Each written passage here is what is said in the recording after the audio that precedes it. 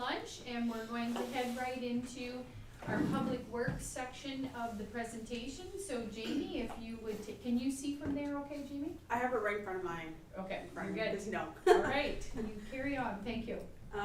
Thanks, Donna. So as you see the first slide, it goes over basically all of the different components in the public works and what is under my umbrella. The operating budget for the department was around 5.3 million. Our capital for 2020 was set at 3.5 million.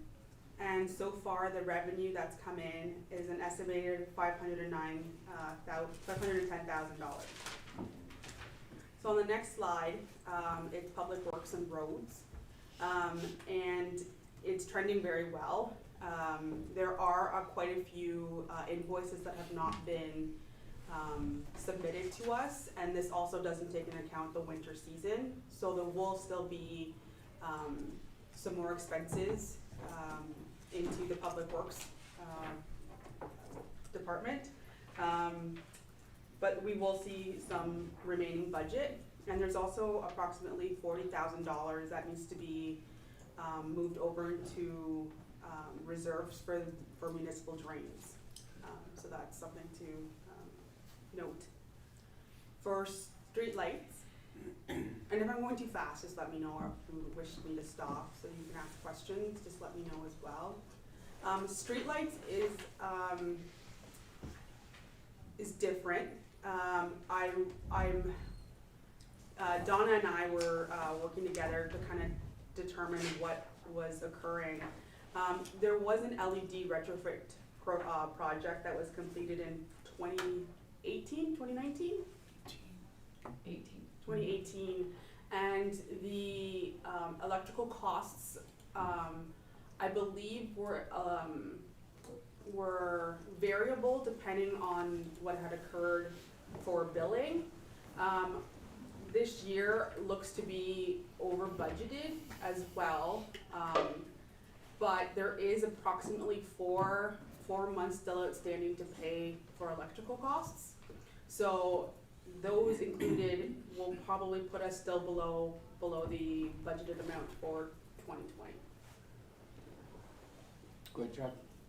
So the question I have in regards to street lighting and this issue about or how it's budgeted versus the actuals, we're expecting to pay back Public Works for this retrofit. Are we taking into consideration then, because obviously we can't change what the pricing is, but we can effectively change what the consumption was. That was the intention of the retrofit.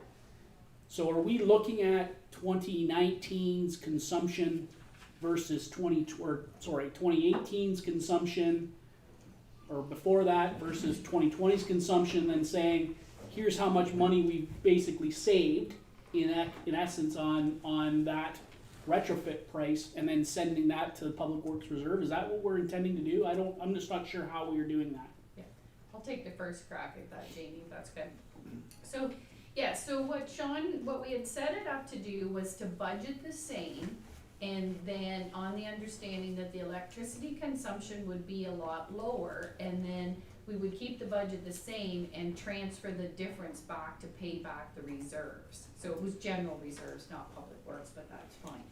So, but what Jamie's saying here is just before Sean left, we had a big reconciliation. We had been talking to them, saying we hadn't seen much difference on the consumption. So they did a big reconciliation, but then they said they hadn't actually looked at our inventory for so long and said that was going to eat up a lot of it.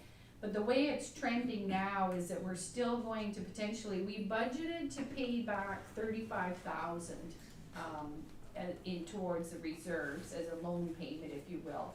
And Jamie's saying here that it looks like we're going to be able to pay 67 back instead of the 35 that we were hoping to pay this year. So the only thing is we'll pay ourselves back faster. And so that's what we do each year is, as any fluctuations occur, until we kind of get the budget number firm, then we just pay ourselves more, pay the flow not quicker, if you will. Yeah, and I think just as a follow-up, Bree, I think the intention is that savings should continue. Yes. And soon as we pay back general reserves, that money still gets put into reserve, because we will have to fix those poles, we'll have to put new LED lights in, we're gonna have to do it again in 10 or 15 years, and then therefore we'll have money in there to do that, or when the repairs come, we're gonna have to. I know some municipalities haven't done that. Some municipalities have decided to go with a company, they replace the lights, and then they get all the savings. And I'm saying, we don't wanna do that, we wanna inherit the savings of us, but we wanna use the savings as a reserve in order to pay back what we should be getting. So just further is, so yes, we funded it internally from our own reserves. So we borrowed the money from ourselves, but it's gonna take us 15 years to pay, with the savings, to pay back the reserves. And for the big cost, it was it was $600,000, was it not? I can't remember that right off the top of my head. Between 4 and 6. So then it's gonna take us that long to pay it back with the savings. And then after it's paid off, council made a motion that anything over and above that, which I'll be long gone from here by then, so you'll have to remember, Trevor, that, Is this a shot at me being young, or? it's a good thing. You're lucky. So then, after our reserves are paid back, then the future savings after that, council passed a motion that it would then go back into new reserves to fund when the streetlights need to be replaced again. So we do have a plan. No, was trying to formulate how we were calculating the reserve, like how we were calculating the savings. Because utility costs, like the pricing can go up, but really we can't have any impact to that. That's The right. reason why we did the retrofit is because of the consumption. Consumption is the biggest key to savings. Okay, thanks. Okay, so this next slide is the airport. So this year, due to the pandemic, operations have been suspended at the airport, as well.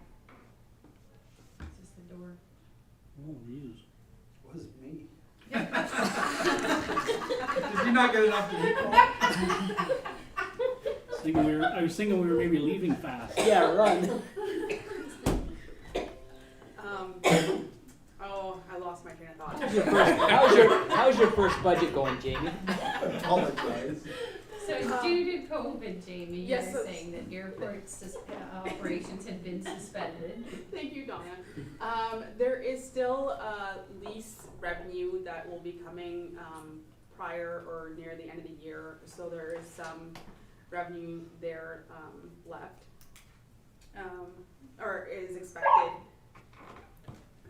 Just make sure they know to go double tap that door. What's it mean? Basically, yeah, it's like the back door. So basically, when that happens, we just gotta double tap. So Oh. someone must have double tapped twice. The system's been activated, double swiping deactivated, right? Yeah. Well, we know it's working.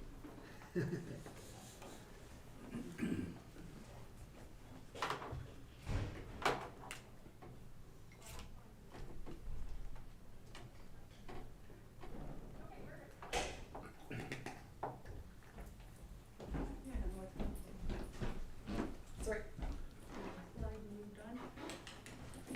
Oh, I hadn't finished the airport. sorry. It's okay, it's okay. So it is going to be slightly under budget by the end of the year, unless something else comes up, but I don't believe that's going to occur. All right. For water, that's not waste for water and wastewater, the year to date, the total budget was $2 million, and year to date, we have $812,000. There are quite a few invoices pending from Veolia. as well as some operating budgets for some minor capital. There's also large transfers still pending to be moved over to the long-term reserves for Blythe and Wingham. So that's where you'll see that large discrepancy there between budget and year-to-date actual. Okay. For waste management, it's pretty on track. The revenue is pretty much the same as it was last year at this time, and it's trending normal, so it'll be fine by the end of the year. There is a few invoices pending, and they're large. They're for the landfill inspections as well as the grinding that still needs to be completed, and they should be there fairly soon. For stormwater management, this one's fairly small, but it's also trending to be right on target as well. The catch basin cleaning has been completed, and apart from a couple of lids that we might purchase, that's all that's been left to do there. The cemetery operations have been, they're on target as well. There's been ongoing interments in both cemeteries throughout the pandemic, and operations have maintained at consistent levels. So that should be on budget. So there's a breakdown of the revenue for waste management, the cemetery, and the airport, and it's broken out towards the budget, what it's year to date, and the actual. So does anyone have any questions? You were doing good, Jamie. No questions yet. Okay, so Valerie's up next, so we'll talk about children's services next. Probably not fair that Jamie's next, so that'll be good for me. You're We already know the problems of this one. Okay. So the first slide that you see there does highlight that I included the main center has its own budget, which includes the operation of the staff and the meals and things for the children. And so we are currently looking at a fairly large deficit that we wouldn't have typically expected to have quite so large due to COVID, of 107,55,54. The building budget has always been without revenue, and the costs this year are at 22,485.2. And that would be down slightly because we have not used the custodial contracts as we normally would have during shutdown. So we were closed from March 13th to July 20th, and we did save in those operational costs. However, we did still have to maintain heat and hydro and water and things like that. So it is lower than typical. Our early learning site is the daycare and before and after, or no, this is just for the daycare piece up at Sacred Heart School. And for the operation months of January to March, we actually are showing that we had a profit of 24,000. And our Maitland River before and after, oh, I'm looking at my old slide here, I don't have my current one. Do you have the current one up there? Sorry. Yeah, Yeah, it's up there. yeah, so early learning was at 11, I typed in the same figure twice on mine, sorry. 11,000 up at Sacred Heart, which I thought was pretty good profit for such a small program and for the fact that it only operated from January to March, so that's something to keep in mind. I think that that is a really good program. I will talk about some issues it's facing right now on another slide, but Maitland River before and after is always our largest profit maker because we have so many children using up at Maitland River School, and it's currently at 24,000 profit. And again, that was mainly from January to March. We have been operating again September till now, so it's still on a trend to be a good profit maker to help offset our operational costs at the main center. And Sacred Heart before and after is what I consider a fairly small before and after school program, but again, it's showing and trending that it's making good profits for us as well. So we're currently well, we're currently sitting with a deficit of 77,000, almost 78,000. I did wanna mention that Donna's figures and my figures were slightly different, simply because I didn't include an early on budget, because it's 100% funded program and the costs associated with it are covered. I haven't got a lot of direction on whether or not, we have reopened recently, they are doing virtual programming and they're prepping for on-site programming. They've kinda held off a little bit with the second wave hitting us the way it has right now, but the anticipation is that they will reopen at Royal Oaks and start providing face-to-face programming again. So currently our early on budget is fairly underspent, but it easily will get ate up, when they open, if they start doing direct programming. So, let me just grab that number for you here. I just didn't include it because we may have to pay back, because it's a contract and it's a funded program. If we're underspent, they may ask us to, submit that back. So I feel like it's a wash in our programming costs, it's not part of the taxation or the cost to the taxpayers, so I didn't include it. It currently has 27,000 as a profit, but like I say, once we start operating with the staffing again, that's going to eat that up. So if we wanna move, Donna's got the next slide, perfect. Can I just go Sit- back, the main building is still weighing on my mind, and you know me, Val, I I know have you're to gonna ask, ask me, I have go to ahead, ask what's Barry. on my mind. Yeah, You knew I was gonna ask this, that's quite a chunk, and is that because we've had staff and no children? Just explain to me how we got to Okay. 100,000. so typically we would have an operating deficit, and I forget what last year's was, I don't know if Donna can quickly pull that. So we always traditionally have a deficit to operate the main building. Currently, it's much higher than what I would anticipate typically because the COVID restrictions, and I have to say, I am gonna address it a bit in another slide, but we'll do it here. Like the requirements they put on to us for, we have to have no parents in the building, so we have to provide an additional staff in the mornings to transport the children from the front entrance into all their rooms. We have to do a midday super clean that we never typically had to do previous to COVID. We also have to provide a staff to deliver the children to the parents at the front door now that we typically didn't have to have. So in my mind, you're basically adding a whole additional staff into our budget that we've never typically been required to have. And we're going to talk about it with this slide. We received 33,000, what's called Safe Restart funding from the province and federal. To me, it in no way touches what our ongoing expenses are going to be to operate under the restrictions, and we've had no indication that those restrictions are going to end soon.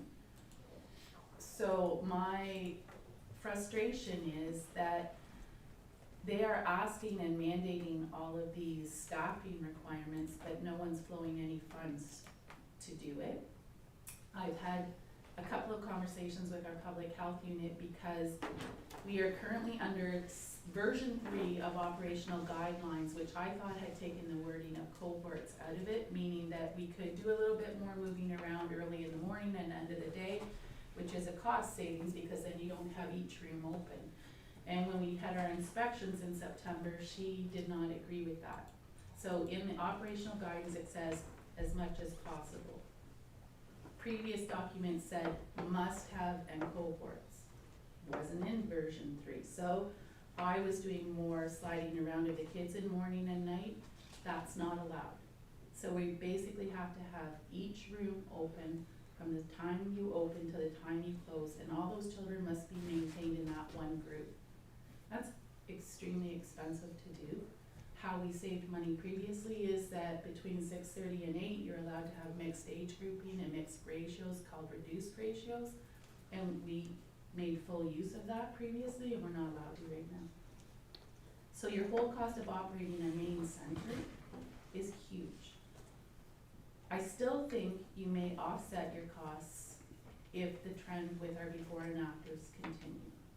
But the other dilemma that's addressed in the next slide is the fact that we have not rebounded with their enrollment due to COVID.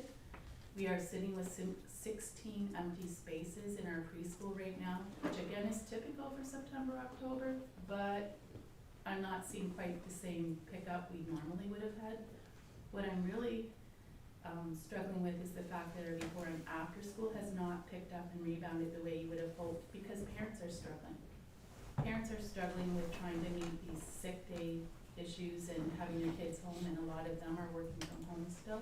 So our numbers that are before and after, I think we're down to about 50 to 45% of our typical numbers in our before and after. So all of those things are factoring together to really weigh us down right now. And I've been advocating, and Diane Million, who is filling the role at the county right now at the upper level, I've sent her a couple of emails because I said, how can they force us to operate under these standards and not provide funding to do it? And she's advocating for us. She doesn't know if there'll be more Safe Restart funding for us or not. She does know that as a municipal operation, we're hit harder than, say, our London Bridges of the world and Walton Middle School and Seaforth Cooperative, because they can apply for wage subsidy through the federal programs, and they can apply for rent reduction through their other programs. As a municipality, we can't. So Goderich, ourselves, and Tucker Smith are more, I think we're feeling the pain much more than some of the other centers. So the initial rollout of Safe Restart funding went out equally to all kind of programs based on your license capacities, was not taking into account the factors with wage subsidy and rent subsidy. So I don't know, Bernie, does that answer the question? It does, thank you very much. Okay. And so Well sorry. spoken. Yep. Just to add further then, so we had anticipated at the main center a loss of 74,000 this year. But as Val says, when you factor in the profits that the other programs make, we were actually looking at an overall profit of 43,000. And so right now though, instead of the 43,000 profit, we're actually sitting overall at a deficit of 50,000. So that's where the change has been. Quite Trev.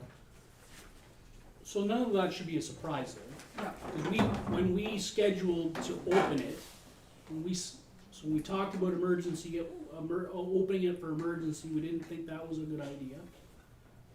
When we talked about whether we were gonna open it, we all knew that there was going to be a deficit. We knew that. So these numbers shouldn't be surprising. I think you're absolutely right, Val, in the sense that I wouldn't hold my breath in any funding coming from the Ontario government as it relates to daycare centers or whatever more restart funding, until the full economy is open. The concerning part is that, you know, one of the bonuses or benefits that we've had over the last 5 or so years, we've had significant surpluses in this department.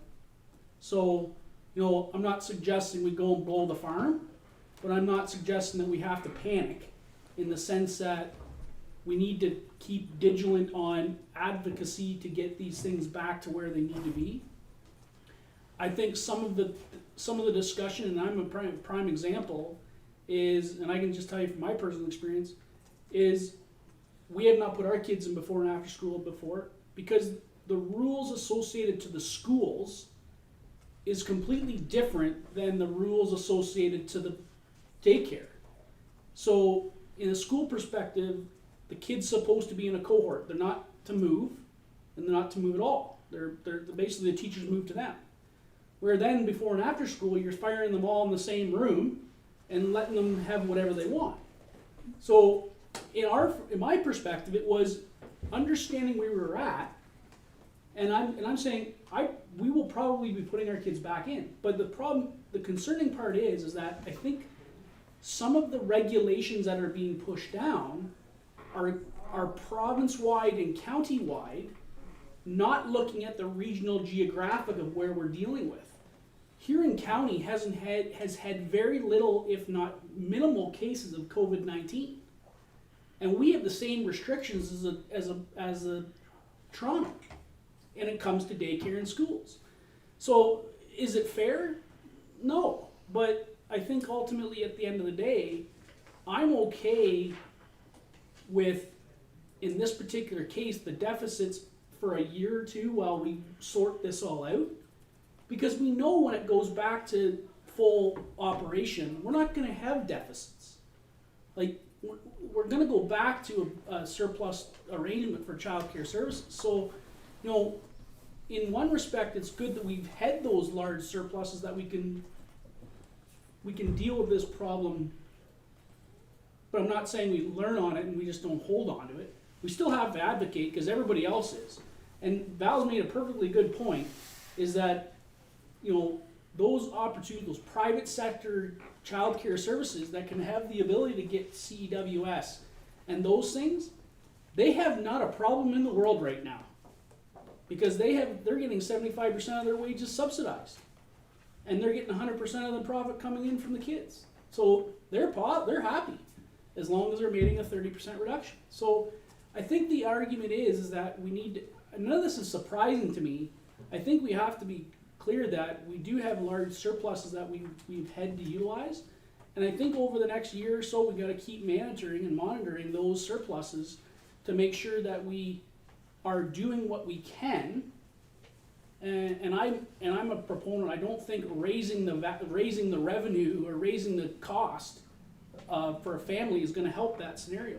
In my mind, I think if we raise it, it's only going to hinder it more because of the economics that people are dealing with today at home. So, you know, I think basically, I think I can pray as much as I can pray, but I don't see any more money funding coming from the provincial government as it relates to Safe Start. And actually, for the little bit of hit we're taking, we are putting back to work a lot of frontline workers and factory workers, and we're keeping the economy rolling too. So thank you for that answer, Val. Thanks for your comments, Trevor. So just in closing, like Councillor Trevor mentioned, I believe that we will rebound. We still have a huge wait list of young infants. Those infant parents are still actively looking at putting their children into our programs. So we will again move along and fill up our preschool spaces. We did want to let you know that currently we are only operating at 64% of our capacity, and we have consistently prior to COVID run at 100% with large wait lists. So even though September and October are traditionally lower, I believe we're much lower than normal.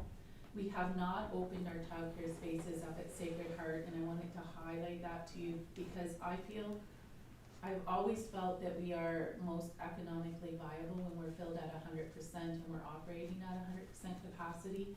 And having to staff up there and operate 30, we don't have the demand for the 32 preschool spaces that we pushed for at this point. But eventually you will fill that up as well. But you currently are not operating childcare up at Sacred Heart School. You're only offering before and after school. So there are 32 spaces sitting vacant up there. Both schools are operating viable, as you can see from the numbers before and after schools in town. And they are much lower than normal, so you will see them rebound as people get more comfortable. I think the real trial, it was a trial for September, October to see if the kids would be the spreaders, if the kids would start spreading COVID through the community. And I think what we've learned so far is that we've had very little spreading via the children. It has been more community contact and in that 25 to 35 year age range. So I think parents are becoming a little more comfortable with the before and after schools, and may tend to go back to using it again as they get back to work and as they feel more comfortable with that. There is, my last point was that we continue to have these operational guidelines that are expensive to operate under and probably will, I would guess, until June. I'm just guessing. Until we get past the second wave and they see how they want to continue to move forward. And as I am retiring in December, it would be good for people to continue to advocate to have those operational guidelines either matched with finances to go with it, or to have them taken away so that we can operate with greater flexibility and more economic models. cause it is not economically viable the way it is at the main center for a long term. We will do it to protect our community and to protect our parents and our children, but economically, money has to flow with that or it's not gonna work long term. So your next person will be doing that, and I might be known to be a bit of an advocate at the county level, so they assure me they are taking our concerns to the next level and that they are addressing our municipal side of the story so that we could possibly get any next funding that comes. Thank you, Valerie. As Valerie said, this is her last budget, so let's give her a hard time, starting. Kevin, you're up first. Well, thank you, through your, with the difficulties in with the main, childcare, you're saying with the current situations, is that going to put a, delay on the possibility of expanding the daycare to Blythe? I'm currently working on a report for you guys to view and give consideration to, regarding some of the costs and possibilities for Blythe for sure. If you're not full in your main, current programs, I will probably make a recommendation in that report that we, have ideas in our mind for our expansion and do a reach out and a community consult with the members of the community to see their interest and desire. I have reached out to North Perth. They recently put a new building in Moncton and did a expansion into St. Mary's. And Pat Burfels and I have worked for a number of years together, and they actually received quite a large chunk of expansion dollars. So she's going to share with us for our municipality as much as possible what those startup costs look like, how they, I think there's a new push for flexi-care with the ages, so there's going to be a bit of a change in our ratios and family groupings, and it's perfect for Blythe because it's a smaller community, and that's what she said as well, that Moncton is a small community, they are loving it, so it's a mixed age grouping versus infant, toddler, and preschool. So I am getting that model for us. I still think there's room to consider, we'll put together some numbers for you. Is it ideal right now to push forward? It's an ideal time to plan to push forward, and it's an ideal time to consult with the community. And then we'll make a plan for you, we'll make a plan from the information as to how you wanna move forward. So that should come before I leave. And, the second question I had was would there be any thought or savings put in, thought of savings put in if we were leasing a building rather than owning a building? Like you say, the other ones were getting government funding because they're having to pay rent, getting the rent paid for. Is that a short-term thing, or should we be looking down the road at not owning a building and leasing one? Just wondering It if would that's, be, if it we would don't be get any. something definitely to look at the facts and figures from other organizations. I've always felt that when we were looking at the large roof costs and how we did get it done much lower than we anticipated, but definitely I was a bit of an advocate for rental versus the operation of the building, because we all know, like it's like this building, it's like the wear and tear and cost of upkeep are huge, whereas a fixed rate of rent is easier to manage because you don't have all the capital costs associated with it. So that would be a pro and con thing. Currently, right now, of course, it's a better rate because they're getting that wage relief, or the rent relief for sure, but that wouldn't be long-term either. Thank you. Anyone else for Val? Donna, it's back to you. Thank you very much, Val. Okay, thank you, Val. Okay, so next we're gonna move on to recreation and culture, so we're gonna let Vicky take over. You just went white. You just went white. What happened? Did I? Now you're going back. Well, through your worship, I'll explain a few things. There's a few things to keep in mind. This has been an interesting process. in doing the third quarter review, because I'll be honest, I was looking at expenses and revenue. And I said to Don, I said, we're doing great. I said, our revenue's down, but we're also really down in our expenses. And then Donna shed some light on that. And that was the fact that our revenue really offsets a lot of our expenses, and since we don't have the revenue, it's costing the taxpayer more. So, that kind of changed the way I was looking at things. Donna's laughing at me now, but it certainly changed my view on things, because when you look at line by line, we're considerably under budget and things, but the revenue is down. So, especially in the area of programs and things. But before we get into that, we'll just, there's some things to keep in mind. We do run on seasons, so we have our busy seasons and our not so busy seasons, and obviously with the arenas and things, the fall season and winter season are our busiest. And we did make some decisions earlier to postpone or delay the installation of the ice up at the complex. Some other things to keep in mind is that our programming for aquatics, fitness, and recreation was canceled from April through August, and the arenas were closed as well, and they only just opened after Thanksgiving. Similar to Val, in the child care services and daycare center, the province has put in regulations, as well as the Here in Perth Health Unit has put in additional regulations that we have to follow in terms of screening and additional cleaning and disinfection of program areas. Obviously none of this was budgeted, and it is affecting our bottom line.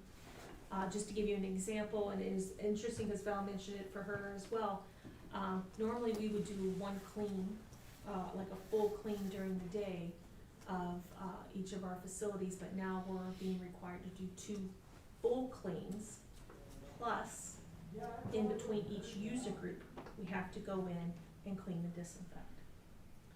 So that is definitely having an effect on us. So in addition to that,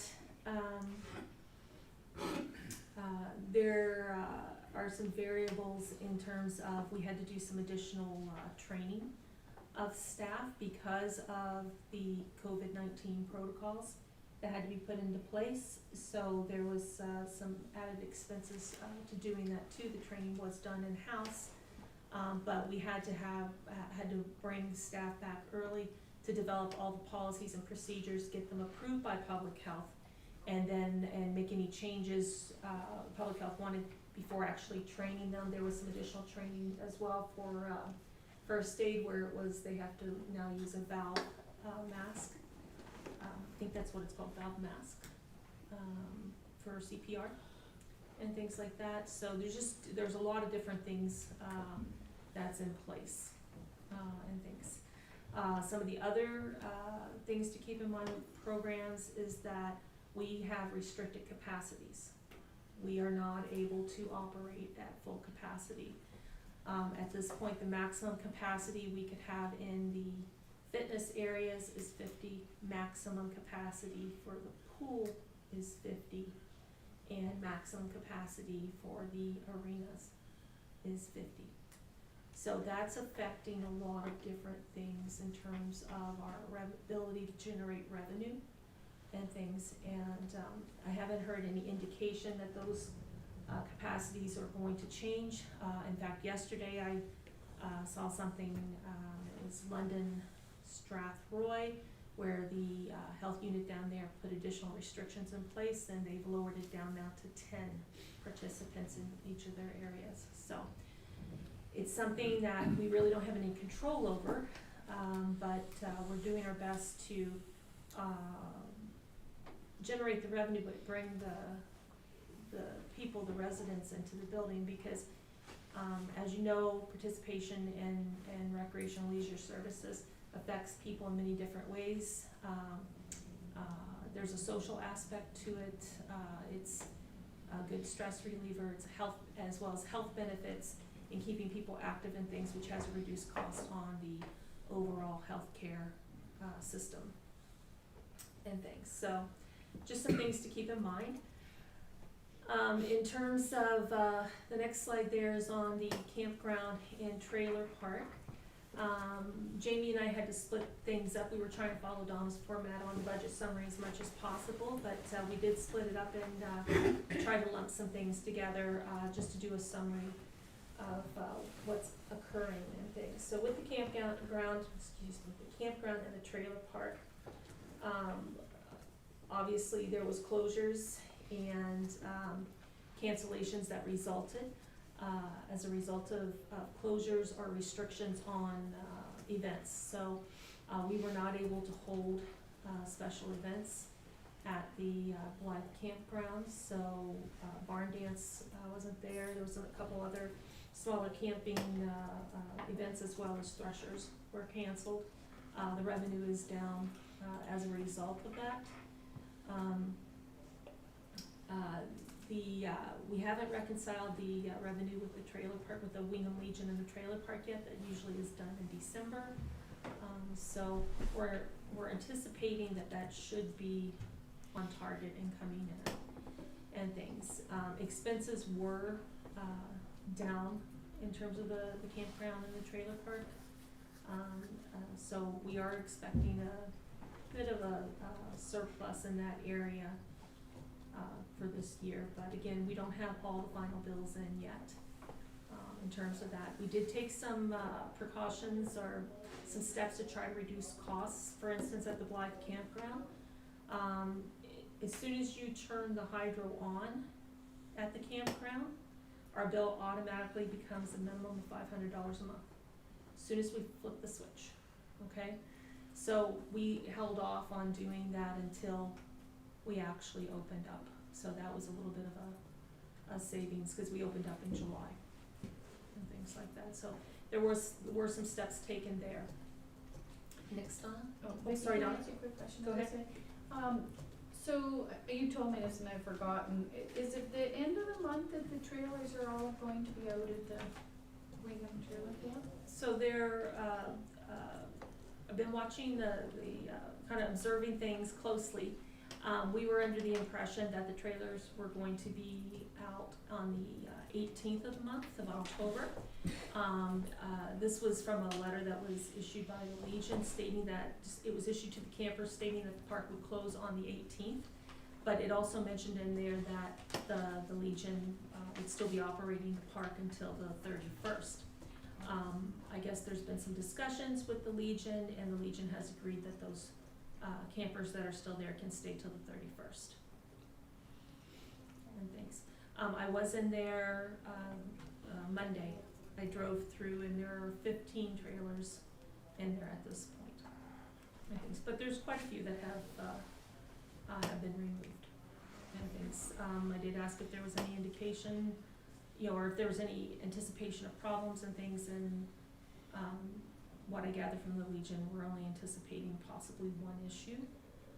But in speaking with the clerk earlier today, we may have some avenues in trying to address that issue and deal with the owner of that trailer.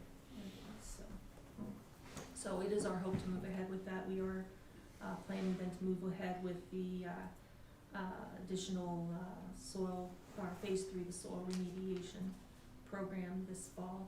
Hopefully we'll have it done by the end of November. I think so.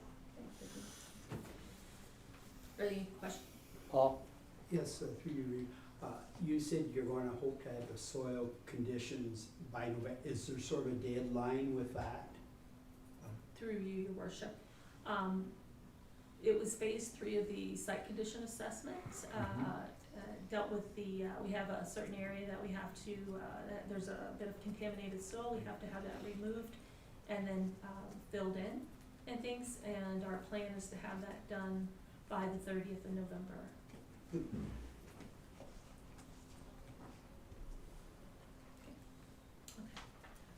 Next slide. So on the screen there you have programs for aquatics, fitness, and recreation. Again, this is more of a summarized version of it, and this was certainly the area that caught me by surprise in how we looked at it and things. So, year-to-date revenue and expenses are listed there, as well as the total budget. So if looking at that, the difference, you're looking at, $60,000 difference between what, in additional costs that we're experiencing right now. Now, the program expenses do include the additional costs in it for, COVID. So COVID staffing costs, additional staffing costs for programs.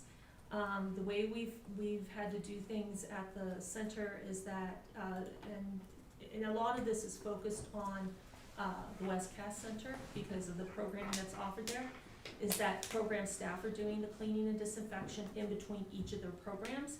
So we've had to, bring on additional programming staff to do that. Their wages are being allocated to a COVID-19 wage account, for accountability, back to the province. The one thing that's not reflected in here when we're looking at revenue, for the programs and things is that the funding we receive from the province for COVID expenses is not reflected in here to offset those costs. Thanks, but at this point, the costs are, approximately $10,000, in COVID-related costs right now. In the strictly staffing costs I'm talking, and things. So, again, we're having, kind of take a step back and look at this. We also had, the other thing is, you know, we do, again, like I mentioned, we have, reduced capacities in our programs. We do have regulations we have to follow, so as soon as we have one person on that deck, we have to have two lifeguards on the deck as well, so we can't really, make any adjustments there. But I can tell you that we do have a lot of happy people that's there. Lot of positive feedback coming back from the public, and the, feedback we've also received is that they feel more comfortable coming into our building than going to a grocery store, or another store because of the processes that we put in place and the cleaning and disinfection that's required. In total, we've had to refund $16,000 from memberships and program expenses. It's slowly, as people, the word's getting out that we have protocols in place and things, it is slowly starting to rebound a bit, but it's not quite at the level that we had hoped. So that's another thing to keep in mind.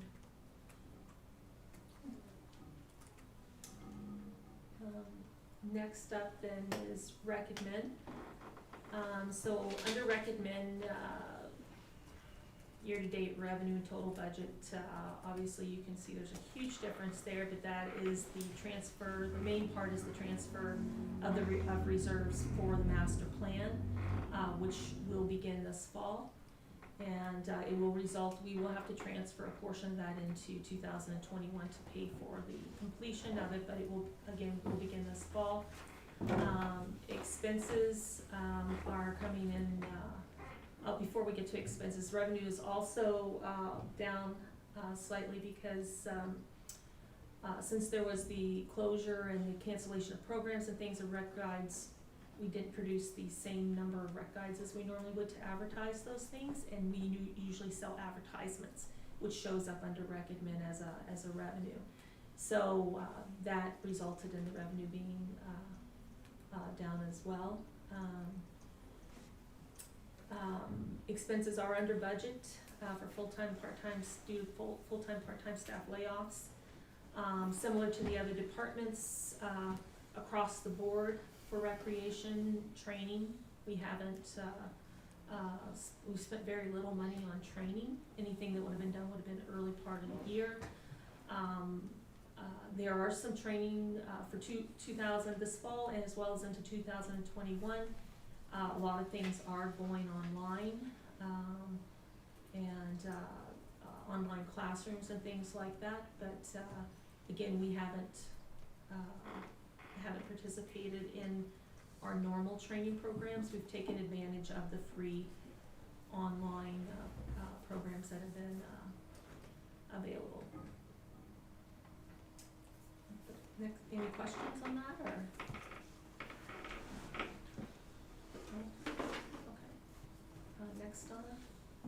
So community centers.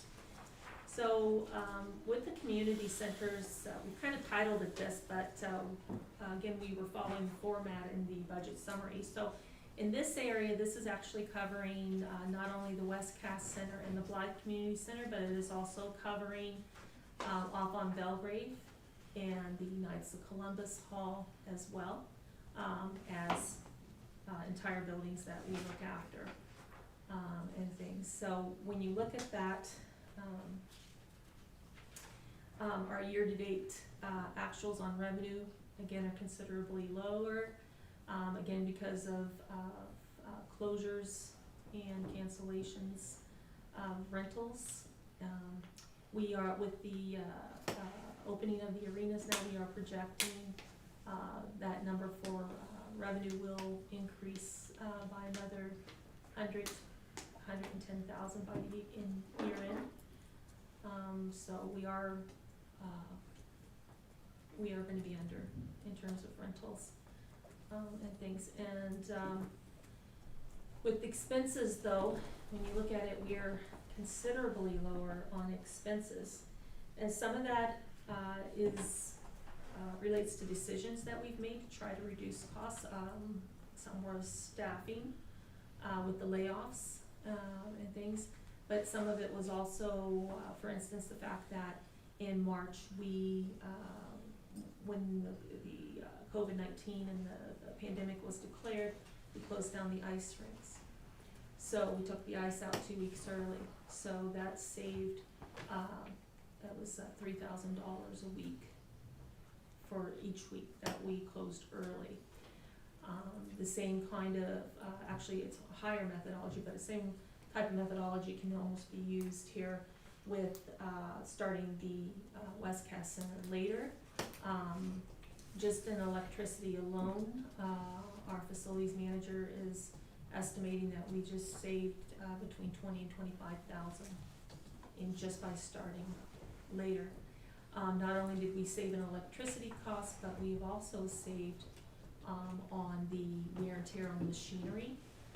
You may recall when we had to replace one of the compressors, and we had the request in to run at summer hockey school. You may remember I was talking about the requirement and how hard it was making the compressors work and things like that, to put in ice earlier in August and things. Huge difference. Instead of taking us 14 days to put ice in and get it cold enough and everything and get it basically set, we were able to do it in 7 days. So, and the compressors are not running 24 hours a day. One ran 16 hours and one ran 3. So instead of 2 of them running the 24 hours straight. So it's certainly made a big impact there as well, which is kind of reflective in our lower energy costs and things. In addition to that, we've also made some changes to how we're staffing the facilities and how we're operating the facilities. With the after the last council meeting, not the last council meeting, but the council meeting in which we discussed starting the West Cass Center up a little bit later and looking at the requests for ice and things, we made some changes to our staffing schedule and things so that we're not, we changed our operational hours so that we're not staffing it when there are no ice rentals in the building and things. So we've cut down on staff time as well, which is going to help to offset some of those costs as well. Thanks, Vicki. Go ahead, Paul. If you, I'm just thinking probably there won't be any playoffs this year, so I can see it turning off a lot earlier too. Okay. Go ahead. Your worship. Go ahead. It is, I would honestly, in realizing the cost savings that we've just incurred through COVID-19, we should consider possibly not putting ice in September again next year at the West Cass Center. Regular season does start in October, and by starting later, we are able to achieve those cost savings.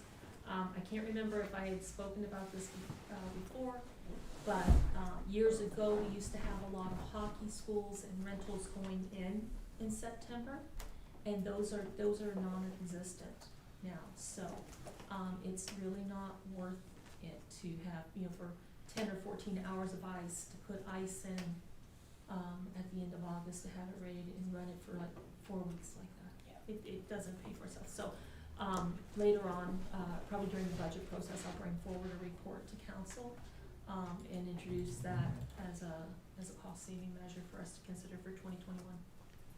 Go ahead, Paul, and then Just Kevin. another comment there, I read in the paper where Goderich, they've just about double our populace, and they've been run the last 2 years with one arena. I think it's things like that we have to look at when we get the recreation report Master back, like master plan, that there's things we gotta do. Especially seeing some of these numbers. Go ahead, Kevin. Thank you, Rick. During a normal aquatic season, are there times through the year when it's more busy than others, that people prefer to use the facility during those times? What times are those? Do you know? Through your worship, we certainly see a higher usage during the fall and the winter. In spring, it just starts to kind of drop off slowly as people were able to go outside and be active outside. Cause I've noticed when the service review, they were showing about the other municipalities, they had outdoor pools, and they were much lower costs than what we're incurring. Has been any thoughts to closing down during the times of slow usage, and that might generate more usage during the time that it is open, and being offset from when other pools are closed and ours being open, but when others are outdoor ones or seasonally, to make any savings that way? Through your worship, we do reduce the hours in the summer months of the aquatic center because of that fact. In fact, we're not even open on the weekends at all because it wasn't worth. What would you consider the savings to be if it was just, you didn't have to heat it, it was just a body of water sitting there not being used for half a year? I would need to do further analysis of that. I wouldn't know that. Like you wouldn't have to have staff, you wouldn't have, if it's not being used, rather than, just, I don't know, just trying to copy the demand and the usage. Can you bring I back was a just report on that? curious. I certainly, if council wishes, I can certainly bring a report back, Please. if that's the direction. Trevor? I think we have to take in mind, I completely agree with what Councillor Faulkner has asked. The issue is that back when the decisions were made to build an internal pool, the thoughts was it would be available 12 months of the year. That's the only reason why you would build an indoor facility rather than an outdoor pool, because the outdoor pool, you're closed during the winter, but and where we have the where has been the concern is during the summer when it's 35 and 40 degrees, you don't tend to get the same resonation to an indoor pool with heated water as it relates to going to the beach or going to the splash park or wherever it is. So I think we have to understand that, you know, unless you're physically going to empty the water out of the pool and shut the pool down, like physically like close that area, there is going to be costs associated to having that body of water in there, operating costs to go up and in. So I think we have to be cognizant of what the intention of that, and maybe that's a conversation for what people, like when we talk to the public, when we're getting information from the public as to relates to what is the issue. Like if the pool was closed in that area, would they have a major concern with it? I don't know. That's a question we need to ask the public in a sense, but you're absolutely right in the sense of where we got from.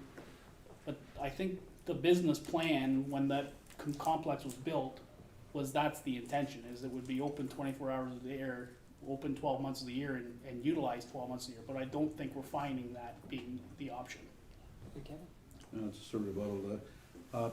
Just my only concern is if, for budgetary reasons, if we're going to go down the road as fellow councillor Heffer's under here of closing an arena in this municipality, on the cost savings, we would have to look at closing the biggest money loser, not the, if we're gonna go down that road, if we're gonna go, you know, I would say we get rid of everything, So what you're suggesting is Belgrave stays open to the end? so we all play there. I think you wanna, I think also, I just wanna make comment about Goderich. Goderich is only using one ice rink because the other one had a pneumonia leak. Let's be clear. Like if the community is hell-bent to keep that second arena, like they do not wanna get rid of it. The community does not wanna get rid of that arena, and if they were able to put ice in that arena, they would have ice in that arena. Let's be no mistake about it. That arena has had an ammonia issue, and that's the only reason why that arena is closed, at least from what I'm aware of. There has been no discussion about that, but again, I don't think anywhere we can make a decision without a rec master plan as to relates to that type of discussion.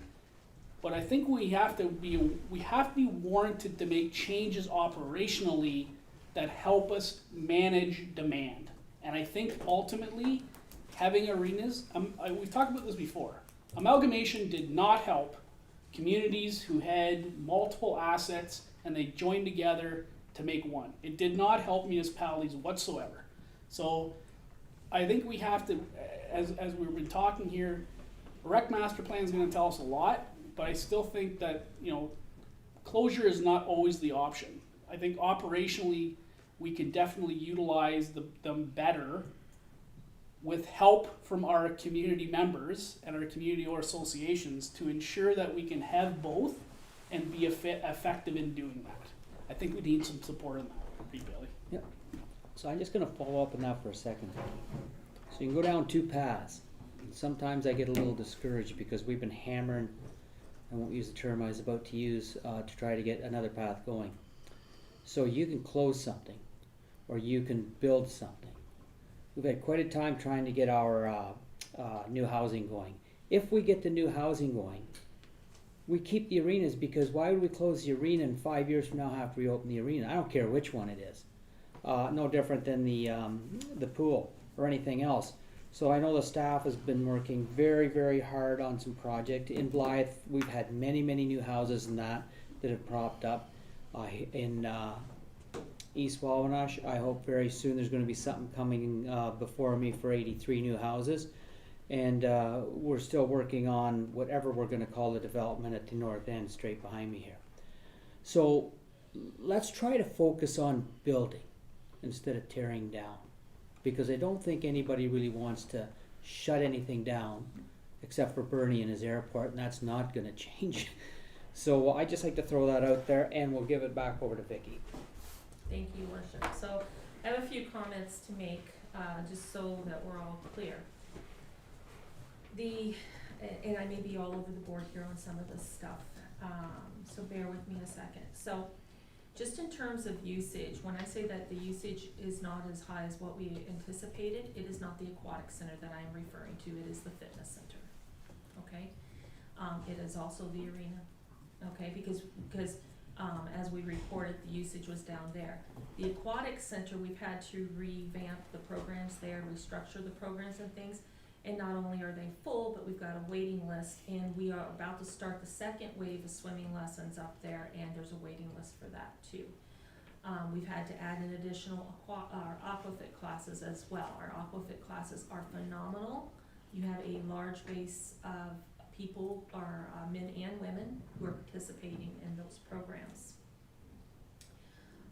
In terms of Goderich and closing their facility down there, those groups had to go somewhere. Some of those groups are in Blythe.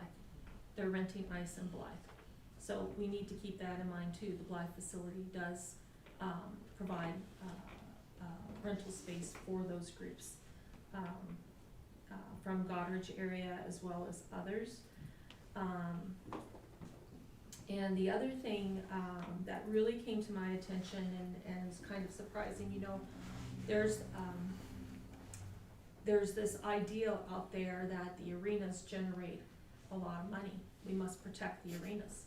Last year during the budget process, I realized, and I don't know who else has really looked at this, the aquatics revenue and the revenue from the fitness center is comparable to the rentals that are generated for the ice. So I know that, you know, quite often it's, you know, hockey, and things like that, but when you look at who is generating that revenue up there, it is actually comparable to the three facilities. The only thing that makes the arena at the Westcast Center look better is the contribution from Morris Turnberry, because we just set that whole lump sum under arena revenue. We don't spread it out amongst the different areas, and that money is not supposed to go specifically for the arena. It's supposed to go for the operation of that center. So just keep that in mind when you're looking at it, because they do generate quite a bit of money, the other areas of the facility and things. See if I have anything else. So is council wishing for me to present something in terms of off hours for the aquatic center? No, I was don't just- mind was doing just that. I comment. think it's helpful if council's interested in it and showing what steps and measures we take to do that. I don't mind doing that, but I just need that direction from council. Councilors, go ahead, Trevor. I would rather see it as part of a plan when it comes to the rec master plan. When the rec master plan comes and there's some recommendations come out of that, I would rather see it then, as a rate, because I think you're doing it now, you could be doing the work, and then it comes back and says, we need all of them, and it says, well, why did we do all that work to establish that? I would rather it come back with a rec master plan, that's my opinion. Everybody seems to be agreeing with him. I see a lot of nodding heads, Vicky. Okay. Okay, thank you. Okay, so we'll move on, thank you, Vicky. So our last slide here is on economic development, and I'll get Dwayne to elaborate a bit on that. We're quite underspent on economic development at this point in the year, and so we haven't transferred money from reserves, the $121,000, most of that was to come out of reserves in conjunctions with projects being completed. So Dwayne, do you wanna elaborate on those, or do you want me to go through them quickly? I can if you want, Donna. So Okay, thanks. just in terms of, as Donna's indicated, we are significantly underspent, but if you were to do this slide in December of this year, it's gonna look significantly different on the basis of, so we have the CIP program, $40,000 has been allocated to that program, and we've initiated an intake for that program, so it's anticipated that some, if not all of that, will be allocated by the end of the year. There's $15,000 in this particular budget, and it's paid to the Blythe Festival, and that payment usually occurs in November of each year. And that is the marketing partnership arrangement that we have with the festival. We spend an annual contribution that we've made for many, many years now. So it's anticipated we'll be paying that out in November. In terms of community partnership, there was a commitment made by the municipality a number of years ago, $50,000 a year. This will be our final payment in November of this year to the hospital. So we'll make that payment again, that'll be paid in November. Main Street Revitalization Funds, those are funds that we have allocated, as Don has indicated. Some of them were allocated towards the front office renovations. We do have some property owners who are currently working on their projects, and subject to completion of those projects, then that money will be paid out. How much of that is paid out in terms of by the end of this year, or has it been paid out? Through your worship to council, so we've allocated the funds for the front counter, and as of right now, I'm waiting on 2 more CIP projects that were approved under the commercial facade grant to submit their invoices, and then basically the chief building official will go out and inspect the work to be done, and then we'll have all those funds allocated by the end of October. Thanks. So Hutton Heights is well underway, in terms of, there's been a lot of work done in September, and into October, and I'll be bringing forward a report, from BM Ross in particular, whereby council needs to make some decisions, or will need to make some decisions, in terms of to move that project forward. So that is moving along. The website project, we've already discussed this a little bit already. It is currently underway. Certainly anticipated that this project will be completed by the end of the year and that these funds will be spent. Alice Monroe, Councillor Heffern may be able to speak to this more, but what's been communicated is that we allocated $3,500 towards that particular festival. Those funds were not needed this year, and subsequently will remain unspent in the 2020 budget. But my understanding is that there will be 1 or 2 representatives coming forward with a similar request for 2021. So perhaps consideration of moving these funds into reserves and bringing them forward for 2021. The Wingham Trailer Park, we've already talked a little bit about that.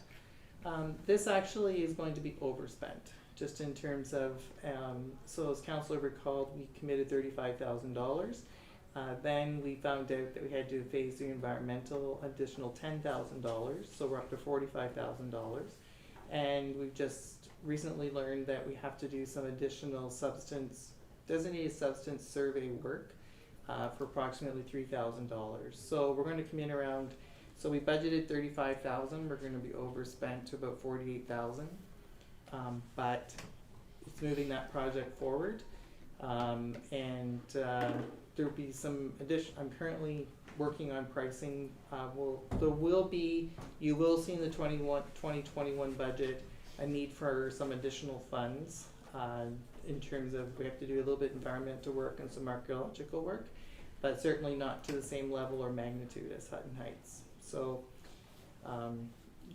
you're gonna see a request, but not nearly as much, certainly as Hutton Heights.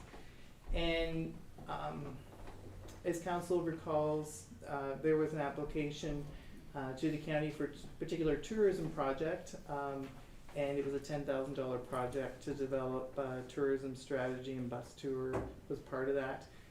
Our commitment of that was $5,500, and Reed Bailey informed me today that that was not approved at the county level. That's true.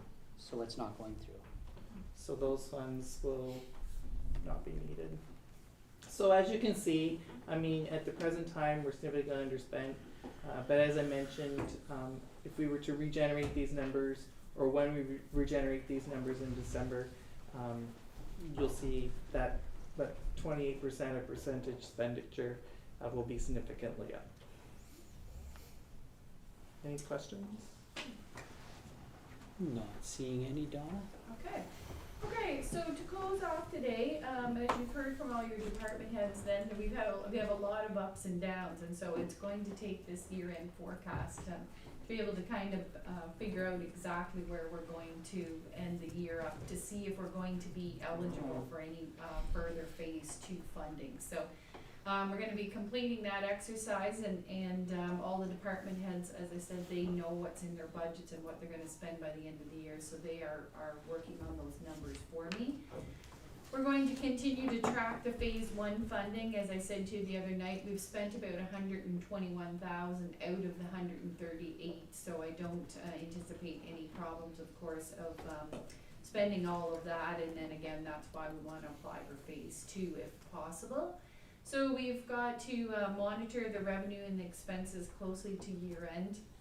As Dwayne is alluding to in the economic development budget, what's going to happen is, like, a lot of the expenses are just not going to come in until December, last minute. So it's going to be, as I said, hard to predict where we are going to end up. And then the difference, we're going to have to, as I said, move a lot of money forward to 2021 to complete all these projects. So I have my 2021 budget templates ready to go and sent out to the SMT, and so we're all, starting to gather our numbers. We have to get through this forecast first before we can get our 2021 budget put together. So As I said, we're working through all of that, and so to finish off today, does council have any specific questions that they wanna ask or further information? Go ahead, Councillor Falconer. Three of you.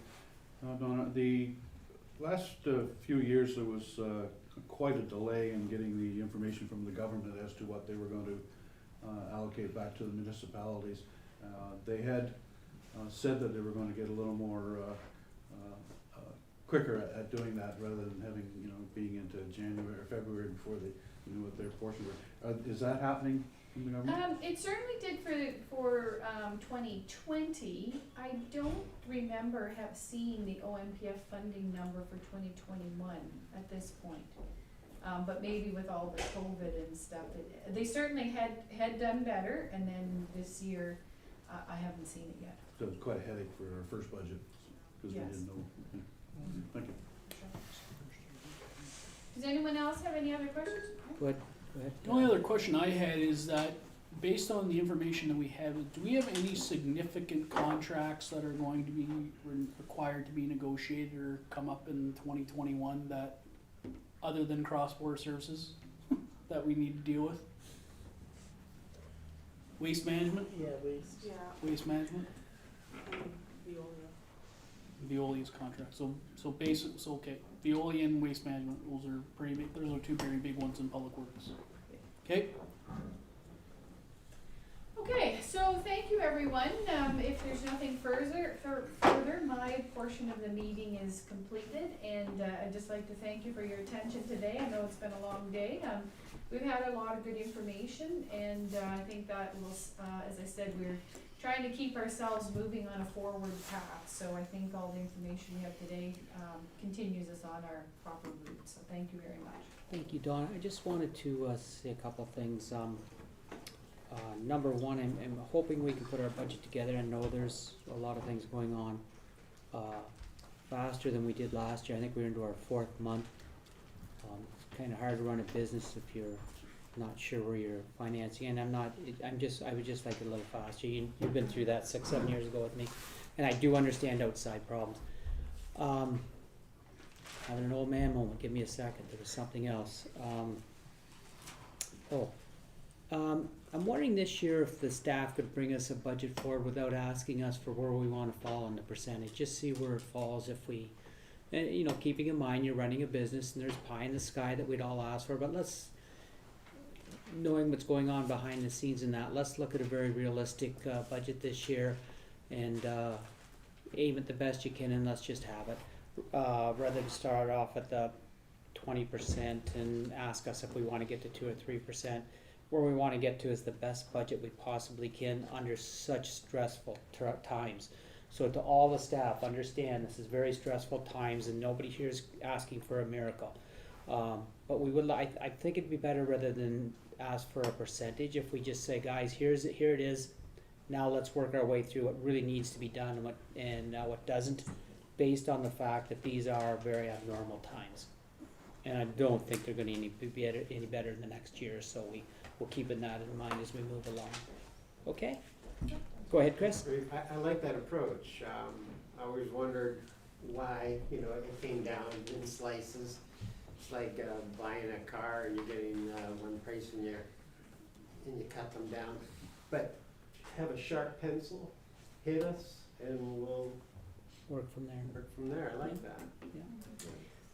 If I may reply, the reason that we put some of the things in the budget, knowing that you're going to have to cut them out, is that it's an awareness of projects that need to be done. So we are trying to plan ahead, and that's been our mandate for the last few years. So if we don't let you know that in a couple of years or that a big project is coming up, sometimes what we are finding that we're doing is we have to save for a project over 2 or 3 years. And we can't afford to do it all at once. So what we try to do is to at least, in the past what had happened is, so we did our budget, staff went through, cut everything out, only brought the final budget to you, and council said, oh, that's great. So then, when we would bring up something, the rec master plan was a perfect example, and council would say, oh, we never heard of that thing before. So it's been in the budget for 10 years, but we've cut it out because we knew we couldn't pay for it. So that's kind of the reasoning behind it. We like to keep you up to date on some of the things that are still coming up, and if we can't do them that year, we have to cut it out. But that doesn't mean that it goes away. We still need you to be aware of it, and then we have to know that we have to do it the next year. So Future it's just category. yes, but it's, I certainly, we know what you're saying, and as I said, the last few years, we've brought you the bare bones as much as we possibly can, so. Thank you. Go ahead, Trevor. Yeah, I would just reiterate to that is maybe it's just a page. It's just a page within the budget template that says, here's items that are for consideration. We as staff don't think they're a priority right now, but maybe you as council do, compared to what is currently in the budgets. Because I think one of the parts that we haven't taught, that staff haven't heard or haven't seen, hasn't really changed or heard what council's priorities are for the budget. So, some of the discussion is about budget, from the KPMG report which was part of my comment, is wanting to make sure that before we left here today, do you as staff have enough, senior management staff have enough information to go on as it relates to completing the budget based on what we have had discussions with today? Because I would argue I don't know if you do or you don't. But the other thing is that, we did put that strategic plan together, and ultimately in my mind, what I'm hearing is that's council's priority list. And unless that's changed, to me, that's what the priority should be based on, and what the budget should be based on, a list of those priorities. So I guess my comment to council is that is that strategic plan still our priority over the next 2 years? And if it is, then staff now have a realistic plan about where they need to go. In saying that, we just got a service delivery review that has some operational things that I think staff can take away from that and do with what they need to do and provide those information to council. But, some of that stuff, have we truly told staff what the priority is on some of those service delivery reviews? And I don't know that we have. So, I think, that might be the conversation that Councillor Heffer was talking about, is maybe taking it to the couple of weeks and saying, when we come back in October in that other business, maybe that's part of the agenda, is to say, what part of this service delivery review are we really wanting to implement in the 2021 budget? And maybe it's one, maybe it's two, I don't know. I don't know that we got or that staff got a real sense of where the priority of council is on that particular document. There's lots of discussion and lots of thanking KPMG, which we should have, but I don't think we really got the substance about where we want to go with that report. No, good points, Trevor, and we'll follow up with that. And yes, I agree with what Paul said earlier too.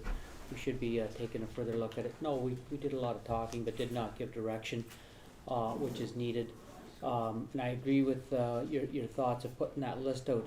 As Donna said, there are certain things that come up, but they come up year after year after year. But if they were on a list and say, hey, we're going to start an asset management plan, and here's the list, because we've got 2 or 3 different people that have brought things forward, and as the fire chief showed us about 2 weeks ago, here's the list from 10 years ago, and it hasn't changed. We still got to replace that truck in 2022.